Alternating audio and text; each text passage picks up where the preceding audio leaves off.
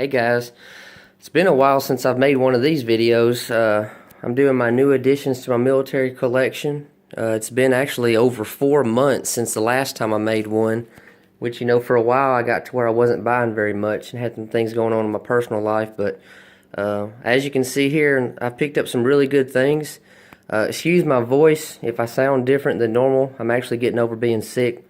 All this weather flip-flopping has jacked me up, got my sinuses and everything messed up. But anyways, I thought I'd share with you my newest additions. And a lot of this I've actually gotten here recently in the last couple weeks or so. I've been doing really good here lately, and I thought I'd share it with you today. First, I got this Marine Dress Blues right here. See, it's got the corporal patch. It's missing most of the buttons except for the one. It's missing the collar disc. It does have the pants, which is a good thing. It's got the patch here on the sleeves both missing. So I'm guessing either the soldier or the family probably took all that off this uniform to probably put in a shadow box or display case or something. I got this Marine Dress Blues at a antique store, actually probably about 3 or 4 months ago, and I got it for $17. That's tax and everything, so I did really good on that, even though it's missing several things. But and with the pants, it was worth 17 bucks, so I'm glad for that. Right here, I actually got this Haversack, this Cartridge Belt, that Cartridge Belt, and this bandolier here, all at an estate sale a couple Saturdays ago. This is a World War I Haversack. I'm not sure the model.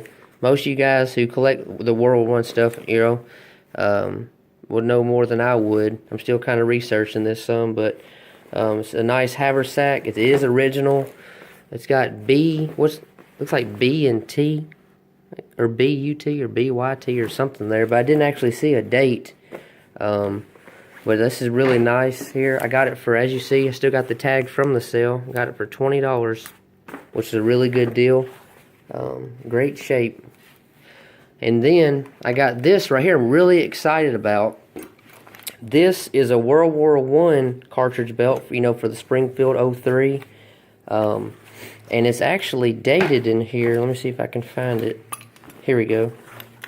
It's kind of hard to see, but it's made by the Long Company, L-O-N-G, and then it's got a 9-18.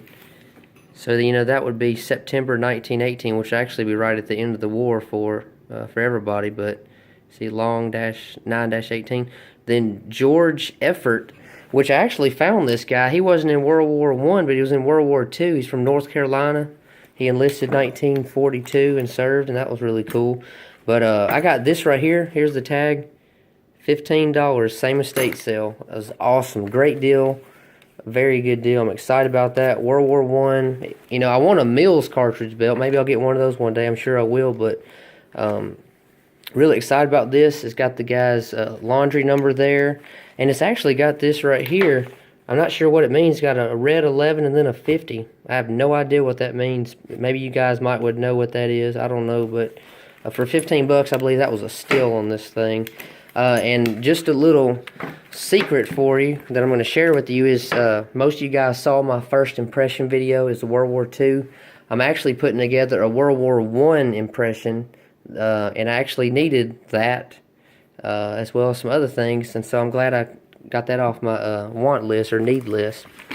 The same estate sale, I'll go and show you the tag, $15. I got this M1 Garand cartridge belt. Now this would be more than likely probably post World War II. It could be late World War II, but I'm thinking it's probably more like Korean War era. I didn't see a date on it anywhere, which is probably worn off, but for 15 bucks, that was a really good deal. Also at the estate sale, this is the last item I got. Paid $5 for it. Got a bandolier here. Didn't see any date or anything on it. Got the DMC there, which I'm guessing it's probably for the M1 Garand, more than likely. M1 Garand bandolier. But for $5, I was like, what the heck? So I did really good on all 4 of those items. Right here, you probably saw this. I skipped over. I got this. I went to a military show a few days ago, and I got a few things. Not as much as I wanted. Saw some great things I did want, but the prices were just outrageous. Like a lot of these vendors that set up, I think they're trying to become millionaires selling this stuff. And I talked to a lot of, and I'm like, they made millions of these helmets or millions of this, or not everything is rare and valuable, and it's really discouraging going to a lot of these gun shows and military shows because these guys, most of them, don't know what they have. But anyways, this right here is a World War I pistol belt. I'm not sure the model. I know the later one's model 1936, but see, it's got the wider buckle there, and it's brass also, which is really cool. So I wish it had a date on it or something, but it's got something right on there. I don't know what that was, but really good find. I got this for $15 at that military show. So another good find, another World War II piece I needed. I'm sorry, World War I piece. So that's awesome. Excited about that. The same military show, I got this right here. Another thing I didn't have. World War I victory medal. It's got the France bar across the ribbon there, which is really cool. And it's in the original box. Here's the top, dated 1920.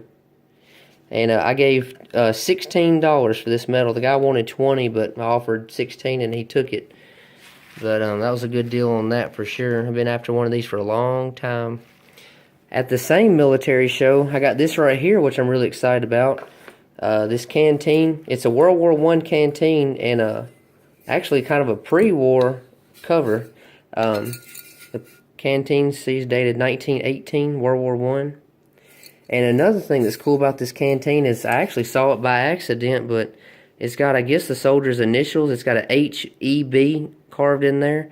And then it's got a B77X1. I have no idea what that is. B77X1. So if any of you guys know what that might be, definitely let me know. I thought that was kind of cool. And also, I've never seen this before, but here on the cap, it's got a, looks like a BLL or something on there. And then it's got a, let me flip it over. It's got an 18 right there. I want to guess that would be 1918 maybe. I'm not sure, but that was really cool.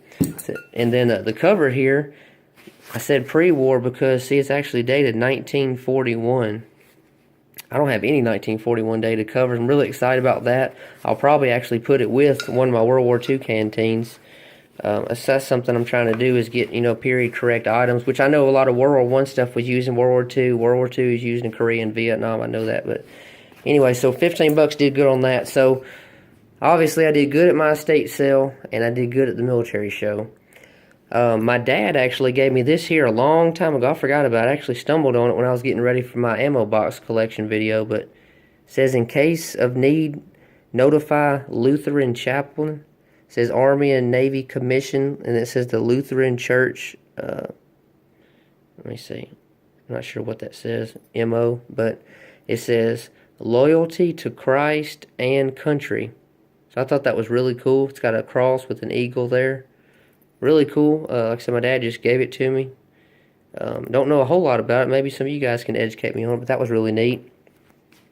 Most of you guys who follow me know I've befriended a World War II veteran. He's actually about to be 95 next month. I haven't seen him in a while. I've called him a couple times checking on him, but I need to go visit him soon. But he was in the 9th Armored Division. He fought in the Battle of the Bulge. He was a tank commander, tank driver and everything.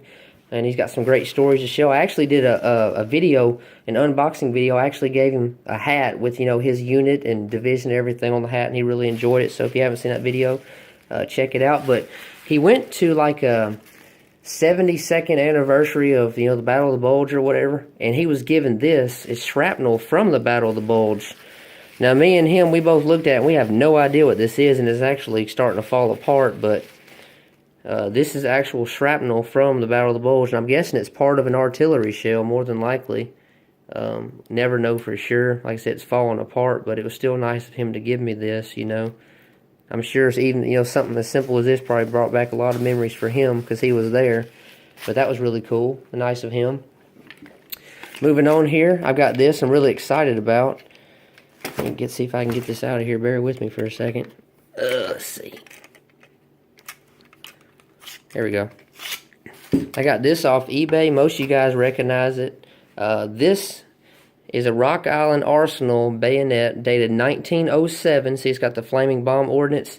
Now this, would have been for the model 1903 Springfield rifles, but also used in World War II for the M1 Garand rifles. This is a model 1905. See, there's a serial number, 95670. Very, very low serial number. It would have regularly be regularly been 16 inches, but it was cut down, and you see it's got some heavily, it's been heavily sharpened there, which, I mean, it doesn't bother me that much. It's still cool. So it's got US on there.